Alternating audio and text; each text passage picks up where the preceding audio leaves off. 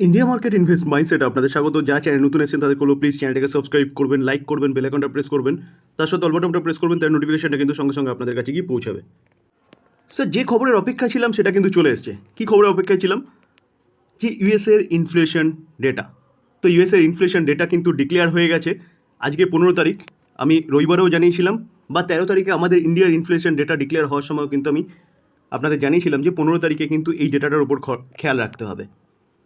তো দেখুন, previous data কত ছিল? 3.5, ফোরকাস্ট করা হয়েছে 3.4, অ্যাকচুয়াল ডেটা এসছে কিন্তু 3.4। তো বলতে পারেন কিন্তু যে ইউএসের এবারের ইনফ্লেশন ডেটা কন্ট্রোলে আছে, অর্থাৎ ইনফ্লেশন কন্ট্রোলে আছে। তো এই যে ডেটা না, এটা কিন্তু মার্কেটের জন্য একটা ব্যাপক বড় নিউজ। কেন? কারণ ইউএসএ অ্যাট ফার্স্ট আমরা শুনতে পেরেছিলাম যে রেড কার্ডের কথা ফেডের কাছ থেকে। তো এই ইনফ্লেশনটা কন্ট্রোলে আসছিল না বলেই কিন্তু বারবার ডিলে হচ্ছে। তো এবার কিন্তু একটা এরকম ধারণা আমরা করতে পারি যে ইউএস হয়তো এবার রেড কার্ডের কথা ভাবতে পারে, বা ফেড হয়তো এবার রেড কার্ডের কথা ভাবতে পারে। দেখুন, প্রিভিয়াস ডেটাগুলো দেখলে দেখা যাবে যে মার্চের ইনফ্লেশন কি 3.4 এক্সপেক্ট করা হয়েছিল, এসেছিল 3.5, কন্ট্রোলে ছিল না। 3.1 এক্সপেক্ট করা হয়েছিল ফেব্রুয়ারি ডেটা, সেটা 3.2 এসেছিল। 2.9 এক্সপেক্ট করা হয়েছিল জানুয়ারি ডেটা, 3.1 এসছে। আর যখন ডিসেম্বরে আমরা শুনতে পেরেছিলাম ফেডের কাছ থেকে যে রেড কার্ডের কথা, তখন 3.2 এক্সপেক্ট করা হয়েছিল, 3.4 এসছে। তো ইনফ্লেশনের ডেটাটা কিন্তু কন্টিনিউয়াসলি কন্ট্রোলেই আসছিল না। তো এবার সেটা কিন্তু এপ্রিলের ডেটা, যেটা আজকে বেরিয়েছে মের 15 তারিখ, সেই ডেটা কিন্তু কন্ট্রোলে এসছে। তো সেই জায়গায় দাঁড়িয়ে স্যার মার্কেট কিন্তু একটা হোপ দেখতে পাচ্ছে যে রেড কাটের ব্যাপারে। তো ইউএসএ যদি রেড কাট হয় তাহলে ভারতও রেড কাট হবে, আর রেড কাট হলে কিন্তু লিকুইডিটি বাড়বে, মার্কেট কিন্তু চচ্চর করে উপরে উঠবে। তো স্যার চলুন আমরা দেখে নিই ইউএসএর মার্কেট কীরকম রিয়্যাক্ট করছে এই ডেটার ওপরে। দেখুন স্যার, ডাউ জোন্স জাস্ট কিছুক্ষণ আগে কিন্তু ওপেন হয়েছে। তো ওপেন হওয়ার সঙ্গে সঙ্গে কিন্তু ডাউ 0.56% একটা আপসাইড মুভমেন্ট দেখিয়েছে। ন্যাসড্যাককে দেখলে দেখা যাবে, দেখুন ন্যাসড্যাকও কিন্তু জাস্ট ওপেন হয়েছে কিছুক্ষণ আগে, সেটা কিন্তু 0.62% ওপরে উঠেছে। তো সেই জায়গায় দাঁড়িয়ে এটা কিন্তু সবচেয়ে ব্রেকিং নিউজ বলতে পারেন, ভালো নিউজ আমাদের মার্কেটের জন্য, যারা আমরা মার্কেটে রয়েছি। ইউএসের ইনফ্লেশন এত ভালো হয়েছে, অর্থাৎ কন্ট্রোলে আছে, তো মার্কেট কিন্তু সেলিব্রেট করবেই। ইউকের মার্কেটকে দেখলে দেখা যাবে, দেখুন ইউকের মার্কেট কিন্তু পজিটিভ রয়েছে, কত? 0.28%। জার্মানির মার্কেটকে দেখলে দেখা যাবে, দেখুন জার্মানির মার্কেটও কিন্তু পজিটিভ রয়েছে, 0.61%।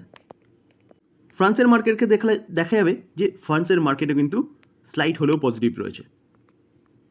তো স্যার এতদিন যখন ইউএসএ ডেটা আসছিল না, প্রতি কটা মার্কেট কিন্তু শার্পলি নিচে চলছিল যখনই ডেটা ডিক্লেয়ার হচ্ছিল। কেন? কারণ মার্কেট জানে যে ইউএসএর এই যে ইনফ্লেশন ডেটা, এটা কতটা ইম্পর্টেন্ট মার্কেটের জন্যে। তো স্যার আগামীকাল কিন্তু বলা যেতে পারে যে মার্কেট পজিটিভ খুলবে, যদি এর মধ্যে কোনো খারাপ নিউজ না আসে। তো স্যার যেটার অপেক্ষা করছিলাম সেই নিউজটা কিন্তু ফাটাফাটি নিউজ এসছে বলতে পারেন। PFC, power finance corporation limited. তো এই পিএফসি যেই কোম্পানিটা পাওয়ার সেগমেন্টে ফাইন্যান্স প্রোভাইড করে, আগে এই কোম্পানিটার প্রধান কাজ ছিল, এখনও কাজটা তাই রয়েছে, কিন্তু এখন যে ফাইন্যান্স প্রোভাইড করে সেই ফাইন্যান্সটা কিন্তু রিনিউয়েবল সেগমেন্টে বেশি প্রোভাইড করছে। অর্থাৎ রিনিউয়েবল সেগমেন্ট আস্তে আস্তে উঠছে, রিনিউয়েবল সেক্টরটা উঠছে।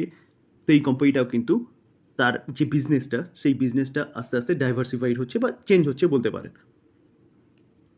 তো এই কোম্পানিটাকে দেখলে দেখা যাবে আজকের দিনে 3.5%-এর ওপরে একটা আফসাইড মুভমেন্ট দেখিয়েছে। আমরা যদি 1 বছরের চার্ট দেখি, দেখলে দেখা যাবে 226% আফসাইড মুভমেন্ট দেখিয়েছে। কেন? কারণ একটু আগে যেটা বললাম যে কোম্পানির যে বিজনেসটা, সেই বিজনেসটা কিন্তু চেঞ্জ হচ্ছে। দেখুন 5 বছরের চার্ট দেখলে 399% রিটার্ন দিচ্ছে। তো আমরা যদি 5 বছরের চার্টের মধ্যে দেখি না, তাহলে লাস্ট 1 থেকে 1.5 বছর এরকম একটা আফসাইড মুভমেন্ট কোম্পানিটা দেখিয়েছে। আমরা যদি ম্যাক্সিমাম চার্ট দেখি, দেখুন ম্যাক্সিমাম চার্টের মধ্যেও কিন্তু আপনারা তাই দেখতে পারবেন যে কোম্পানির আগে যে বিজনেস, তাতে দম ছিল না। কোম্পানি এখন এতটা কেন আফসাইড মুভমেন্ট দেখিয়েছে? কারণ কোম্পানি কিন্তু রিনিউয়েবল সেক্টরে এখন কাজ করছে, বা রিনিউয়েবল সেগমেন্টে ফাইন্যান্স প্রোভাইড করছে। তো কোম্পানির রেজাল্ট এসছে, চলুন আমরা রেজাল্টটা কী করেছে দেখে নিই। দেখুন মার্চ 2024 কোম্পানি রেভিনিউ আর্ন করেছে, বা ইনকাম, টোটাল ইনকাম দেখলে দেখা যাবে 24,141 করোড়। আগের কোয়ার্টারে 23,572 করোড়, এবং 1 বছর আগে এই কোয়ার্টারে, অর্থাৎ মার্চের কোয়ার্টারে 20,000 হচ্ছে কোম্পানি ইনকাম করেছে। তাহলে বলতে পারেন ইয়ারলি এবং কোয়ার্টারলি কোম্পানির ইনকাম কিন্তু বেড়েছে। তো যদি খরচা দেখি, খরচা এই বছরে 15,152 করোড়, আগের কোয়ার্টারে 14,827 করোড়, এক বছর আগে এই কোয়ার্টারে দেখলে দেখা যাবে কিন্তু 12,637 করোড়। তো দেখা যাচ্ছে যে কোম্পানির ইনকাম যেরকম বেড়েছে সেভাবে কিন্তু কোম্পানির খরচাও বেড়েছে। তো ইনকাম মাইনাস এক্সপেন্সেস করলে পরে কোম্পানির অপারেটিং প্রফিট পাওয়া যায়। তো অপারেটিং প্রফিট দেখে নেবো, দেখলে দেখা যাবে কোম্পানি এই কোয়ার্টারে 9,577 করোড়, যেটা আগের কোয়ার্টারে ছিল 7,954, সেখান থেকে অনেকটাই বেশি। এবং এক বছর আগে কী ছিল, এক বছর আগে ছিল 7,763, তো 7,763টাও 9,577 হয়েছে। তো দেখা যাচ্ছে ইয়ারলি এবং কোয়ার্টারলি কোম্পানির যে অপারেটিং প্রফিট কোম্পানি কিন্তু যথেষ্ট ভালো করেছে। এবার আমরা মেন প্রফিট দেখে নেব। তো মেন প্রফিট যেটা, সেটা হচ্ছে ট্যাক্স এবং সব রকম অ্যাডজাস্টমেন্ট হওয়ার পরে। তো এই কোয়ার্টারে 7,556 করোড়, আগের কোয়ার্টারে 6,294, সেটা থেকে অনেকটা বেড়েছে। এবং এক বছর আগে কত ছিল, 6,129, সেই 6,129 থেকেও কিন্তু 6,556 করোড়। তো ইয়ারলি কোয়ার্টারলি অনেকটাই ভালো পারফরমেন্স করেছে পিএফসি কোম্পানি। মানে বলতে পারেন রেজাল্ট কিন্তু ফাটাফাটি হয়েছে। তো স্যার এই কোম্পানি কিন্তু আপনি চিন্তাভাবনা করতে পারেন লং টার্ম ইনভেস্টমেন্টের জন্য। কোম্পানিটা আগে যে বিজনেস করতো পাওয়ার সেগমেন্টে ফাইন্যান্স প্রোভাইড করা, সেটা তো করছেই, তার সাথে সাথে কিন্তু কোম্পানি এখন তার বিজনেসটাকে বাড়াচ্ছে। কেন বাড়াচ্ছে? কারণ রিনিউয়াল সেগমেন্টেও কিন্তু এখন কোম্পানিটা ফাইন্যান্স প্রোভাইড করছে। তো এই পিএফসি বলুন বা আরইসি বলুন, দুটো কোম্পানি কিন্তু একই কাজ করছে। তো সেই জায়গায় দাঁড়িয়ে এই দুটো কোম্পানি এভারগ্রিন স্টক, লং টার্মের জন্য কিন্তু আপনি চিন্তাভাবনা করতে পারেন, যেখানে দুটো কোম্পানি কিন্তু তার রেজাল্ট ফাটাফাটি দেখিয়েছে বলতে পারেন, যার জন্য আজকে কিন্তু এই কোম্পানিটা এতটা আপসাইড মুভমেন্ট দেখিয়েছে। কানাড়া ব্যাংক, দেখুন কানাড়া ব্যাংকে দেখলে দেখা যাবে আজকের দিনে 5%-এর ওপরে একটা আপসাইড মুভমেন্ট দেখিয়েছে। তো 5%-এর ওপরে তো আপসাইড মুভমেন্ট দেখিয়েছে, ঠিক আছে, কিন্তু কোম্পানির প্রাইসটা 119-এ কী করে আসলো? কোম্পানি তো 600-র ওপরে ছিল। স্যার দেখুন, আমরা যদি 5 দিনের চার্ট দেখি, দেখলে দেখা যাবে কোম্পানিটা 78% ডাউনে চলছে। তাও যখন আজকে 5% আপসাইড মুভমেন্ট দেখানোর পরে দেখুন চার্ট দেখলেও বুঝতে পারবেন যে হঠাৎ করে কোম্পানি কিন্তু একটা ব্যাপক ক্র্যাশ দেখা যাচ্ছে। তো কী হলো স্যার? আজকের ডেটটা মনে করুন, কি আজকের ডেট 15 তারিখ। তো আজকের ডেটে কোম্পানি কিন্তু স্প্লিট যে দিয়েছিল তার এক্সিট ছিল। তো তার জন্যে কিন্তু এই শেয়ারটা এতটা কমে গেছে। কত দিয়েছিল? 1:5 রেশিওতে কিন্তু স্প্লিট দিয়েছিল। অর্থাৎ একটার বদলে 5টা শেয়ার পাবেন। তো একটার বদলে 5টা শেয়ার আপনার ডিমেট অ্যাকাউন্টে ক্রেডিট হবে, সেটা কিছুদিন সময় লাগবে। তো তার জন্যে কিন্তু কোম্পানিটা এই জায়গায় এসছে। তো এখন আপনার যদি ডিমেট অ্যাকাউন্ট দেখেন, তাহলে দেখতে পারবেন যে এতটা ডাউন দেখাচ্ছে কিন্তু কোম্পানিটা। আলটিমেটলি কিন্তু এটা নয়, যখন আপনার ডিমেট অ্যাকাউন্টে আর 4টে শেয়ার ক্রেডিট হয়ে যাবে, তখন কিন্তু আপনার ডিমেট অ্যাকাউন্টে একটা ব্যালেন্স চলে আসবে। তো ভাবার কিছু নেই, শুধু সময়ের অপেক্ষায় ক্রেডিট হয়ে যাবে। তো যারা ভাবছেন যে এতটা দেখাচ্ছে কি হলো, তাদের জন্য বলে দিলাম। আর যারা ইনভেস্টমেন্ট করতে চান, এত কমে চলে এসছে, 119-এ চলে এসছে, যারা ইনভেস্টমেন্ট করতে চান তারা করতে পারেন। কারণ আমি কিন্তু প্রিভিয়াস ভিডিওতে যখন এই কোম্পানিটা বোনাস ডিক্লেয়ার করেছিল, ডিটেলসে আলোচনা করেছিলাম। One of the best bank, PSU ব্যাঙ্কগুলোর মধ্যে বলতে পারেন এই কোম্পানিটা। দেখুন LIC, Life Insurance Corporation of India, এলআইসিকে দেখলে দেখা যাবে আজকের দিনে কত 6.5%-এর উপরে একটা আপসাইড মুভমেন্ট দেখিয়েছে, বা 7%-এর কাছাকাছি বলতে পারেন একটা আপসাইড মুভমেন্ট দেখিয়েছে। তো চার্ট দেখলে দেখা যাবে দেখুন কন্টিনিউয়াসলি কিন্তু কোম্পানিটা লেফট থেকে রাইটে উপরের দিকেই গেছে। তো হঠাৎ করে এতটা আপসাইড মুভমেন্ট দেখালো কেন?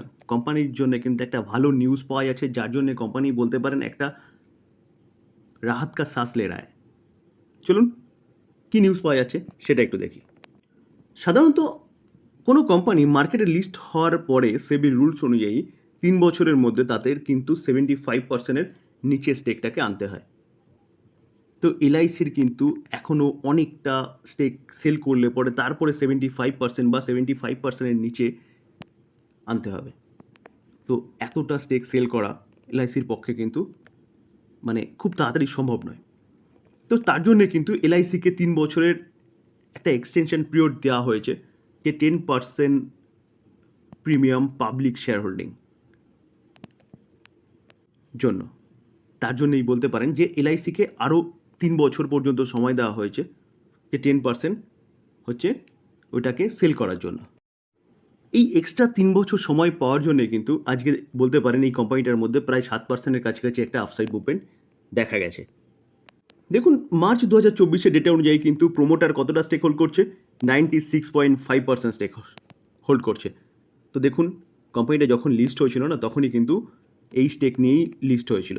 অর্থাৎ অনলি ফর বলতে পারেন 3.5% স্টেক তারা মার্কেটে সেল করেছে। আর 3.5% স্টেক যে মার্কেটে সেল করেছে তার ভ্যালু কত ছিল? 21,000 crore টাকার আইপিও এনেছিল। ভাবতে পারছেন 3.5% মানে 21,000 crore। তো এখনও কত পার্সেন্ট তাদের স্টেক বিক্রি করতে হবে? 75% বা তার নিচে আনতে হবে এই 96.5%টাকে।